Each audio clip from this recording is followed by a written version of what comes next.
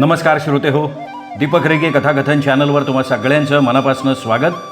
मित्रांनो, तुम्ही ऐकताय सुरेश वैद्य यांची निमित्त मात्र ही कादंबरी आणि आज भाग 5. दुसऱ्या दिवशी संध्याकाळच्या सुमाराला मी ऑफिसातनं माझ्या फ्लॅटवर परत आलो. इमारतीच्या पार्किंगमध्ये पल्सर लावत असताना पुन्हा मोबाईलची रिंग वाजली. ही तिसरी वेळ होती. मगाशी ट्रॅफिकमध्ये असतानाही 2 वेळा रिंग वाजलेली होती. मी मोबाईल काढून स्क्रीनवर नंबर बघितला. फोन रमाकांताचा होता. हां, बोल की रमाकांत. विकी, आत्ता एवढ्यात ती तरुणी येऊन गेली बरं का. कोण ती? वेदिका? हो तीच रे. मग तू तिच्या पाठीमागे कोणाला लावलंस का नाही? हा करतोय, रंजन तिचा पाठलाग करतोय. रमाकांत क्षणभर थांबून काहीशा गंभीर स्वरात म्हणाला, पण बरं का विकी, हे प्रकरण मला काहीसं गंभीर वाटतंय बरं का. म्हणजे नुसतं गंभीर नाही तर भयंकर वाटतंय. म्हणजे काय? अरे ती पोरगी वेदिका रे, रॉजर डिकास्टाचा खून करायच्या विचारात असावी असा मला संशय आहे बरं का. काय म्हणतोयस? मी एकदम दचकूनच त्याला विचारलं. हां, मला त्या पोरीचा इरादा काही ठीक वाटत नाही आहे. मी स्वतःला सावरलं. रमाकांतसारखा माणूस ज्या अर्थी असं म्हणतोय त्या अर्थी त्यात नक्की काहीतरी तथ्य असणार. पण रमाकांत, मला सांग, ती रॉजरचा खून करणार अशी शंका काय येते तुला? मी तिला तो रॉजरचा पत्ता सांगितला. तिचा चेहरा एकदम कठोर झाला. तिच्या डोळ्यांमध्ये खुनशी भाव जमा झाले होते आणि तिच्यात झालेला हा बदल बघून मी अच्छा, आणि तेवढ्यावरून तू लगेच ती रॉजरचा खून वगैरे करणार असा अंदाज बांधलास? कमाल करतो रमाकांत. अरे पुढचा ऐक की, पुढचा ऐक. रमाकांत त्याच गंभीर स्वरात म्हणाला. माझं ऑफिस सोडण्यापूर्वी तिने आपली पर्स उघडली होती, मी दिलेला पत्ता पर्समध्ये ठेवण्यासाठी. आणि त्यावेळी तिच्या पर्समध्ये असलेलं एक छोटंसं पिस्तूल माझ्या नजरेला पडलं होतं. मग आता मला सांग की तिच्याकडे असलेलं ते पिस्तूल आणि तिच्या चेहऱ्यावरचे ते खुनशी भाव बघून तिच्या हेतूविषयी शंका येणार नाही का? हां, मी हुंकारलो. तिच्याकडे पिस्तूल आहे हे ऐकून मी सुद्धा गंभीर झालो होतो. रमाकांत, कदाचित तू म्हणतोस त्यात तथ्य असावं आणि त्यासाठीच कदाचित तिला त्याचा पत्ता हवा असेल. मी रमाकांतच्या मताशी सहमत होत म्हणालो. अरे पण तुला शंका आली होती ना, तू काहीतरी कारण काढून तिला अडकून ठेवायला पाहिजे होतं. वा वा वा वा. अरे जिच्याकडे भरलेलं पिस्तूल होतं आणि जी साक्षात यमदूत वाटत होती अशा पोरीला मी अडवायला हवं होतं. अरे म्हणजे त्या रॉजरच्या आधी माझंच रामनाम सत्य झालं असतं. तू काय मला बळीचा बाकरा समजतो काय? बरं मला सांग, तुझ्या ऑफिसमधनं बाहेर पडून तिला किती वेळ झाला आहे? रमाकांतच्या बोलण्याकडे दुर्लक्ष करत मी विचारलं. झाली असतील 15-1 मिनटं. ती बाहेर पडताच मी तुला फोन केला होता, पण तू फोन उचलतच नव्हतास. अरे मी त्यावेळी ट्रॅफिकमध्ये होतो. रमाकांत, ठीक आहे, मी तुझ्याशी नंतर बोलतो. असं म्हणत मी मोबाईल बंद केला आणि स्टँडला लावलेली पल्सर पुन्हा बाहेर काढली. रमाकांत म्हणाला त्याप्रमाणे खरोखर ती पोरगी खून करण्याच्या हेतूनं रॉजरकडे गेली असेल तर कसंही करून तिला रोखायला हवं होतं. त्यासाठी लवकरात लवकर पटेल नगरमधल्या रॉजरच्या बंगल्यावर पोहोचणं आवश्यकच होतं. संध्याकाळची वेळ होती, त्यामुळे रस्त्यावर वाहनांची प्रचंड गर्दी होती. त्यातून वाट काढत शक्य तेवढ्या वेगात मी पल्सर चालवत होतो. काही ठिकाणी तर ट्रॅफिकचे नियमसुद्धा धाब्यावर बसवायला मी मागे पुढे बघितलं नव्हतं, कारण ह्या नियमांपेक्षाही होणारी घटना टाळणं माझ्या दृष्टीनं महत्त्वाचं होतं. पल्सर चालवताना ही वेदिका कोण आहे? रॉजरचा जीव घेण्या इतपत त्याच्याशी तिची काय दुश्मनी असावी? हे विचारसुद्धा माझ्या मनात घोळत होते. पण तूर्त त्या प्रश्नांवर जास्त विचार न करता रॉजरच्या बंगल्यावर पोहोचण्यावर मी माझं सगळं लक्ष केंद्रित केलं होतं. साधारण 10-1 मिनिटात मी पटेलनगर स्कीममधल्या बंगला नंबर 9 समोर पल्सर उभी केली. 9 नंबर बंगल्याच्या समोर रस्त्याच्या दुसऱ्या बाजूला असलेल्या एका विजेच्या खांबाला टेकून एक तरुण उभा होता. तो रमाकांतचा माणूस रंजन होता. एखाद्याच्या नकळत त्याचा पाठलाग करण्यात तो भलता एक्सपर्ट होता. खांबाजवळ त्याची बाईक उभी होती. कुणाची तरी वाट बघत असल्यासारखे भाव चेहऱ्यावर आणून तो अधूनमधून इकडे तिकडे बघत होता. कोणाला संशय येऊ नये म्हणून अर्थातच तो करत असलेला तो अभिनय होता. रमाकांताच्या दरबारातनं अशी बरीच रत्नं होती. मला बघताच रंजन झटकन माझ्या दिशेनं पुढं आला. ती आत आहे? हो, आत्ता 5-1 मिनिटापूर्वी गेली ती. रंजन म्हणाला. मी सुटकेचा एक निश्वास सोडत विचारलं, काही गडबड नाही ना? नाही, अजिबात नाही. मी तिच्या टॅक्सीच्या मागेच होतो. ट्रॅफिकमध्ये सुद्धा मी तिच्या टॅक्सीचा पिच्छा सोडला नव्हता. रंजन काहीशा अभिमानानं म्हणाला. पाठलाग करण्यात आपण नंबर 1 आहे विक्रम साहेब. पाहिजे तर रमाकांत साहेबांना विचारा. नाही नाही, मी त्याबद्दल नाही विचारत आहे. ती आत गेल्यानंतर काही गडबड झाली नाही ना, त्याबद्दल विचारतो आहे. म्हणजे आतून गोळी वगैरे झाडायचा आवाज नाही ना आला? नाही नाही. रंजन नकारार्थी मान हलवत म्हणाला. ओके, ठीक आहे रंजन, तू आता गेलास तरी चालेल. रंजन गेल्यावर मी उघड्या फाटकातनं आत शिरलो. बंगला छोटासा, एक मजली, पण देखणा होता. बंगल्याच्या भोवती वेगवेगळ्या प्रकारचे वृक्ष होते, त्यामुळे बंगला काहीसा अंधारलेला वाटत होता. मात्र बंगल्याच्या समोरच्या भागातनं प्रकाश बाहेर येत होता. मी बंगल्याच्या मुख्य प्रवेशद्वाराजवळ आलो. दरवाजा उघडाच होता. क्षणभर विचार करून मी दरवाजातून आत न जाता डाव्या बाजूला असलेल्या एका भल्या मोठ्या खिडकीच्या दिशेनं पुढं झालो. मी खिडकीजवळ येऊन उभा राहत असताना कोणाचा तरी जोरात ओरडून बोलल्याचा आवाज माझ्या कानात शिरला. तो आवाज रॉजरचा होता. Get out from here, Roger जोरात ओरडून म्हणत होता. मी अतिशय सावधपणे खिडकीवरचा पडदा किंचित बाजूला सरकवून आत नजर टाकली. आतल्या हॉलमध्ये एक अतिशय सुंदर तरुणी उभी होती आणि तिच्यासमोर दोन्ही हात कमरेवर ठेवून रॉजर उभा होता. ती तरुणी वेदिकाच असणार ह्यात शंका नव्हती. रमाकांतनं केलेलं तिच्या सौंदर्याचं वर्णन अगदी योग्य होतं, त्यात अजिबात अतिशयोक्ती नव्हती. पण ह्या क्षणी तिचा सुंदर चेहरा संतापानं लाल झाला होता. तिच्या नाकपुड्या थरथरत होत्या आणि आग ओकणाऱ्या नजरेनं ती रॉजरकडे बघत होती. तिचा तो अवतार बघून कोणत्याही क्षणी पर्समधनं पिस्तूल काढून रॉजरवरती गोळी झाडेल अशी भीती मला वाटली. पण तसं काही करण्याआधी तिला रोखणं आवश्यक होतं. मी आत जायचा निर्णय घेतला, पण त्याच वेळी मी वेदिकाचा आवाज ऐकला. ती संतापानं थरथरत्या आवाजात म्हणत होती, आत्ता मी जातीये, पण उद्या परत येईन, लक्षात ठेव. आणि उद्याही तुझं हेच उत्तर असेल तर तुझा जीव घ्यायला मी मागे पुढे बघणार नाही. I will kill you, I will kill you. एवढं बोलून वेदिका वळली आणि दाण दाण पावलं टाकत हॉलमधनं बाहेर पडली. मी उभा होतो तिथून बंगल्याचं गेट स्पष्ट दिसत होतं. काही क्षणांनंतर वेदिकाला मी गेटमधनं बाहेर पडताना बघितलं. वेदिकाचा पाठलाग करावा का रॉजरला भेटून झाल्या प्रकाराबद्दल त्याला खुलासा विचारावा ह्याचा विचार करत असताना अचानक एक स्त्री स्वर माझ्या कानात शिरला. ही कुत्री इथवर कशी पोचली रे रॉजर? हा आवाजही हॉलमधनं आला होता. याचा अर्थ बंगल्यात आणखीन एक स्त्री होती. मी खिडकीतनं आत बघितलं. हॉलमध्ये वेदिकापेक्षाही तरुण आणि तिच्यापेक्षा कणभर अधिक सुंदर असलेली एक तरुणी उभी होती. खरं तर तरुणीपेक्षा तिला मुलगी म्हणणं जास्त योग्य ठरलं असतं, कारण ती फार फार तर 19-20 वर्षांची असावी आणि त्या मुलीनीच रॉजरला तो प्रश्न विचारला होता. मी पाहिलं, रॉजर कपाळावर आठ्या घालून काहीशा रागानं त्या तरुणीकडे बघत होता. काही क्षण त्याच नजरेनं तिच्याकडे बघितल्यावर रॉजर चिडक्या स्वरात म्हणाला, 1000 वेळा तुला सांगितलंय मी की तू रूममधनं बाहेर येत जाऊ नकोस, पण तुझ्या डोक्यात ते शिरेल तर शपथ. काय येऊ नको? मानेला एक झटका देत रॉजरकडे धीट नजरेनं बघत ती म्हणाली, मला कोणाच्या बापाची काय भीती आहे रे? अर्चा, तुझा हा मूर्खपणा माझ्या सगळ्या प्लॅनचा सत्यानाश करून टाकेल का काय, अशी आता मला भीती वाटायला लागली आहे. रॉजर कपाळावर आठ्या आणखीन गडद करत म्हणाला, हे बघ, मला तुझ्या कुठल्याही प्लॅनशी काही देणं घेणं नाही आहे. ती अर्चा नावाची तरुणी खांदे उडवत म्हणाली, हे बघ, खड्ड्यात गेलास तू आणि तुझा प्लॅन. शट अप, रॉजर ओरडला. ती त्याच्याही पेक्षा जास्त जोरात त्याच्या अंगावर ओरडली, यू शट अप. रॉजर संतापानं थरथरत तिच्या दिशेनं पुढं झाला. मला वाटलं आता तो त्या आरच्यावर हात उचलणार, पण तसं काही झालं नाही.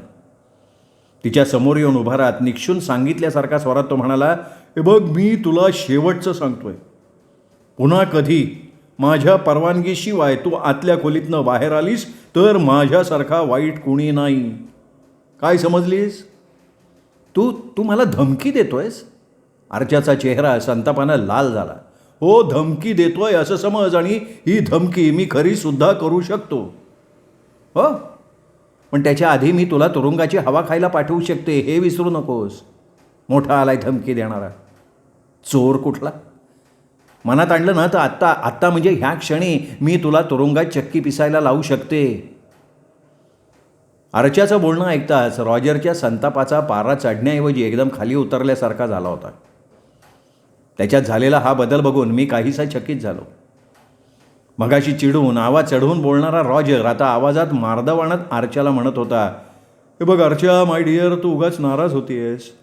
मला काय म्हणायचं आहे ते समजून घ्यायचा प्रयत्न तरी कर. तू तुझ्या खोलीतनं बाहेर येऊ नकोस असं सांगण्याचा माझा हेतू एवढाच आहे की जर नताशानी तुला इथे बघितलं तर आत्तापर्यंत जुळवून आणलेल्या सगळ्या खेळावर पाणी पडेल अगं. पडू देत की, पडू देत. मला तुझ्या खेळात कसलाही इंटरेस्ट नाही आहे. मला केवळ एवढंच समजतं की मी तुझ्यावर प्रेम करते आणि मी असताना दुसऱ्या कोणालाही तुझ्या आयुष्यात येऊ देणार नाही. एक गोष्ट लक्षात ठेव रॉजर, तुझ्यासाठी मी माझं घर, माझी माणसं सोडली आहेत. माझं शिक्षण, माझं करिअर बर्बाद करून घेतलं आहे. अगं मी ते कुठे नाकारतोय, पण आणि हेही लक्षात ठेव. रॉजरचं बोलणं मध्येच तोडत अर्चा म्हणाली, तू माझ्याशी लग्न करायचं वचन दिलंयस मला आणि ते वचन तुला पाळावंच लागेल रॉजर.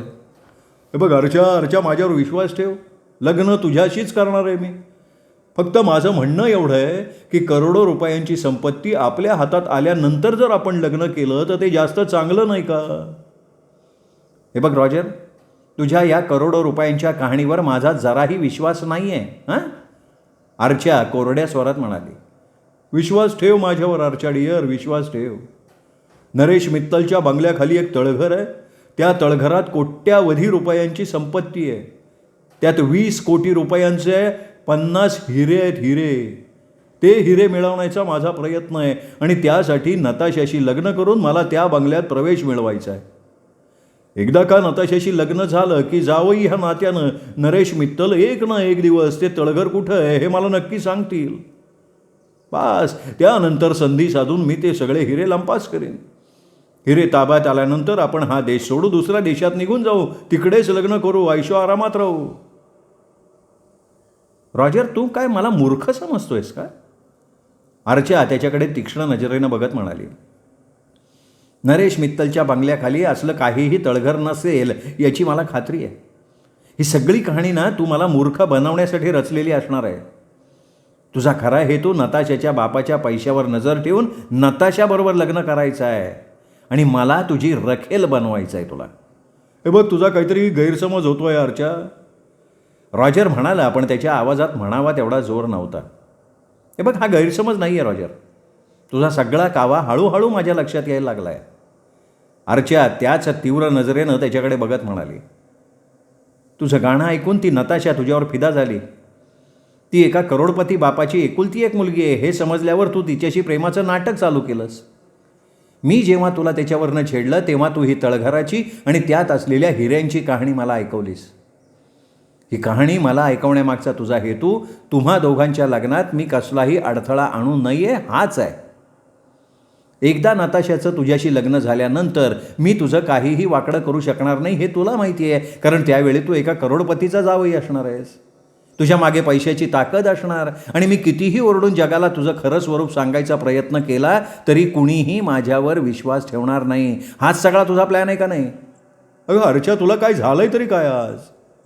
रॉजर तिला चुचकारण्याचा प्रयत्न करत म्हणाला, अगं यापूर्वी कधीही तू माझ्यावर असा अविश्वास दाखवला नव्हतास.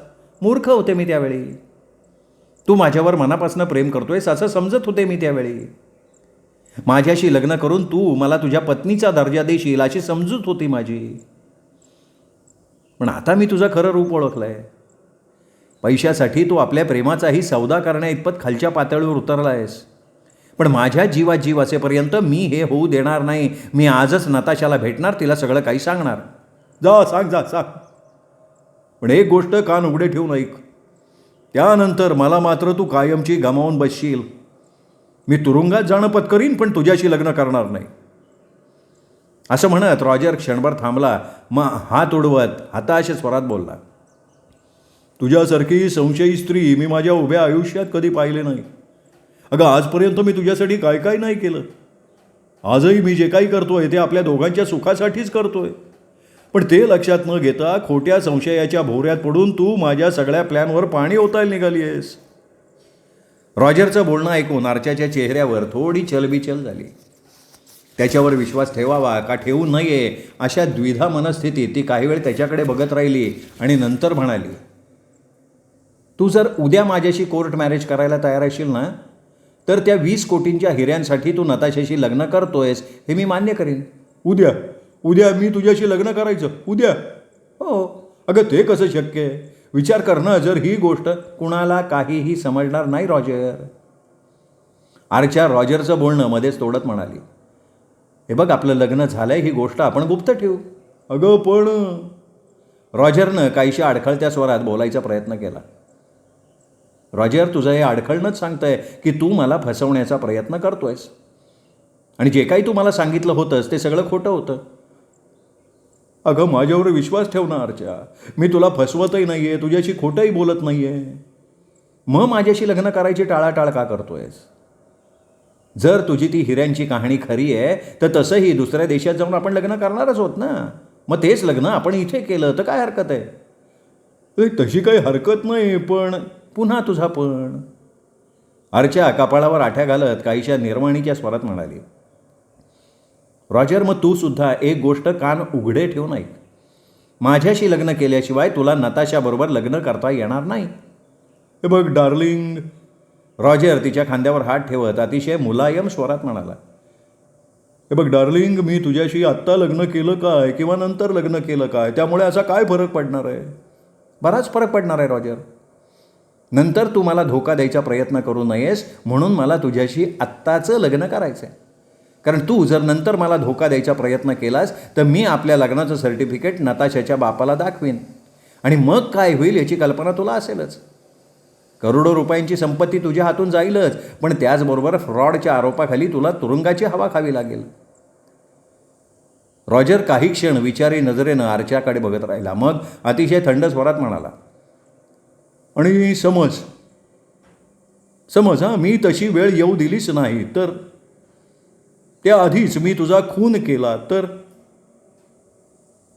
आर्चा कुत्सित हसली आणि म्हणाली, तू आणि माझा खून करणार? अरे तुझ्यात एक साधा उंदीर मारायची हिंमत नाही आहे, तू काय खून करणार रे माझा? तुझ्यात जर तेवढी हिंमत असती ना तर असा माझ्या तोंडाकडे बघत उभा राहिला नसतास, कधीच माझा खून केला असतास तू. ठीक आहे, मी भित्रा आहे, तुझी खून करण्याची हिंमत नाही माझ्यात, मान्य करतो. पण नरेश मित्तलचा जावई झाल्यानंतर माझ्याकडे भरपूर पैसा असेल, त्यावेळी एखाद्या भाडोत्री मारेकऱ्याकरवी मी तुझा काटा काढू शकतो. My dear Roger. आर्चा पुन्हा एकदा कुत्सित हसली आणि म्हणाली, तसं काही तू केलंस ना तर तो तुझा आणखीन एक मूर्खपणा ठरेल. कारण त्यावेळी मी अशी काही व्यवस्था केलेली असेल की माझ्या जीवाचं काही बरं वाईट होताच आपल्या विवाहाचं सर्टिफिकेट सरळ पोलिसांच्या हातात पडेल. ते सर्टिफिकेट बघताच पोलिसांच्या लक्षात येईल की एक पत्नी असतानासुद्धा तू केवळ पैशाच्या लालसेनं एका करोडपतीच्या मुलीशी दुसरा विवाह केलास आणि पहिल्या पत्नीनं ती गोष्ट उघड करू नये म्हणून त्या भीतीपोटी तू तिचा खून करवलास. असं म्हणत आर्चा क्षणभर गप्प झाली. मग चेहऱ्यावर काहीसे नाटकी कीव केल्यासारखे भाव आणत म्हणाली, त्यावेळी तुझं काय होईल रॉजर मला कल्पना नाही करवत. कारण फ्रॉडच्या बरोबरीनं पोलीस तुझ्यावर खुनाचा सुद्धा आरोप ठेवतील. शिवाय एका 1.5 दमडीच्या गवैयानं आपल्याला मूर्ख बनवलं ही गोष्ट नरेश मित्तलांना सुद्धा सहन होणार नाही. आणि मग आपल्या पैशाच्या जोरावर ते तुला जास्तीत जास्त शिक्षा कशी होईल ह्यासाठीच प्रयत्न करतील, नाही का? रॉजरच्या चेहऱ्यावर संतापाबरोबर हताश भाव जमा झाले होते. आर्चानं त्याला चांगलंच पेचात पकडलेलं होतं. त्यामुळे तो नाराजीच्या स्वरात म्हणाला, अर्चा, हे बघ, हे सरळ सरळ ब्लॅकमेलिंग आहे बरं का. तू मला ब्लॅकमेल करायचा प्रयत्न करतेस. तसं समज, पण मला सांग ना, तू तरी दुसरं काय करतोयस? मी रॉजरला काय बोलावं ते सुचत नव्हतं. मी सांगते तू काय करतोयस. तू मला धोका देतोयस. तू नताशा आणि तिच्या बापाचा विश्वासघात करतोयस आणि त्या 20 कोटींच्या हिऱ्यांचं खरोखर काही अस्तित्व असेल तर ते चोरण्याची योजना बनवतोयस तू. लक्षात घे रॉजर, मी तर फक्त ब्लॅकमेलर आहे, पण तू धोकेबाज, विश्वासघातकी आणि चोर आहेस. आणि मी जर तुला ब्लॅकमेल करत असेन तर त्याला जबाबदार तू स्वतः आहेस. तूच मला ब्लॅकमेल करायला भाग पाडतोयस. रॉजर काहीही न बोलता गप्प राहिला. त्याच्या चेहऱ्यावर उमटलेले चिंतेचे भाव अगदी स्पष्ट दिसत होते. अर्चाही एकटक नजरेनं त्याच्याकडे बघत होती. हॉलमध्ये एक प्रकारची तणावपूर्ण शांतता पसरली होती. मी भिंतीला चिकटून तसाच उभा होतो. या नाटकाचा शेवट काय होणार ह्या उत्सुकतेनं मी आत बघत राहिलो होतो. ठीक आहे, बऱ्याच वेळानं रॉजर आपलं तोंड उघडत म्हणाला. मी तुझ्या बोलण्यावर विचार करीन. नाही, तुला विचार नाही करायचा. तुला निर्णय घ्यायचा आहे आणि तो निर्णय तू माझ्याशी लग्न करायला तयार आहेस असाच असणार आहे. प्रत्येक शब्दावर जोर देत अर्चा म्हणाली. पण अर्चा, एवढा महत्त्वाचा निर्णय घेण्याआधी मला सगळ्या गोष्टींचा विचार करायला पाहिजे ना गं. त्यासाठी तू मला थोडाही वेळ देणार नाहीस का? नाही, का नाही देणार? देणार ना. आजची संपूर्ण रात्र आहे तुझ्याकडे. जो काही तुला निर्णय घ्यायचा आहे तो ह्या रात्रीच घे. पण एक गोष्ट लक्षात ठेव, मला हवा तसा निर्णय घेण्यात तुझं हित आहे. हां.